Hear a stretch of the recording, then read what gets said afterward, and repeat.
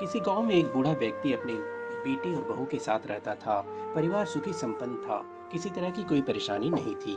बूढ़ा बाप, जो किसी समय अच्छा खासा नौजवान था, आज बुढ़ापे से हार गया था। चलते समय लड़खड़ाता था। लाठी की जरूरत पड़ने लगी।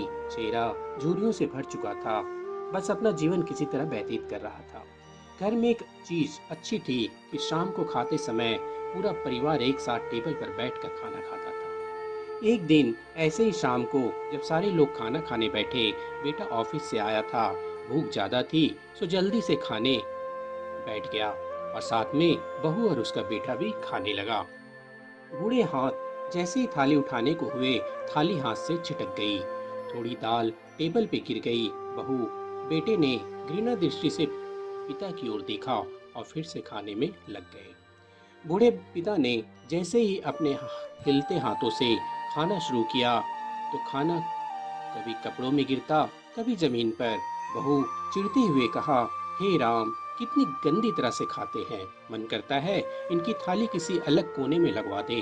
बेटे ने भी ऐसे सिर हिलाया जैसे पत्नी की बात से सहमत हो। उनका बेटा यह सब मासूमियत से देख रहा था।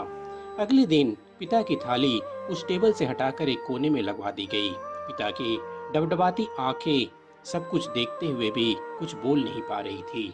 बूढ़ा पिता रोज की तरह खाना खाने लगा।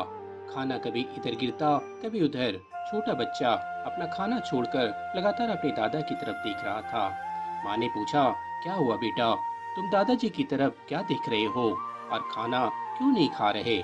बच्चा बड़ी मासूमियत से बोला, माँ, मैं सीख रहा हूँ कि वृद्धों के साथ कैसा व्यवहार करना चाहिए। जब मैं बड़ा हो जाऊंगा और आप लोग बूढ़े हो जाओगे, तो मैं भी आपको इसी तरह कोने में खाना खिलाया करूंगा। बच्चे के मुंह से ऐसा सुनते ही बेटे और बहू दोनों कांप उठे। शायद बच्चे की बात उनके मन में बैठ गई थी, क्योंकि बच्चा ने मासूमियत के साथ एक बहुत बड़ा सबक दोनों को दिया था। बेटे ने जल्दी से आगे बढ़कर पिता को उठाया और वापस टेबल पे खाने के लिए बिठाया, और बहू भी भागकर पानी का गिलास लेकर आई कि पिताजी को कोई तकलीफ ना हो। इस कहानी से शिक्षा मिलती है कि माँ बाप इस दुनिया की सबसे बड़ी पूंजी है।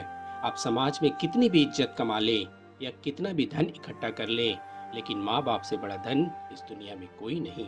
आपको यह कहानी कैसे लगी? प्लीज़ कमेंट करें और ऐसे ही वीडियो देखने के लिए प्लीज़ सब्सक्राइब करें।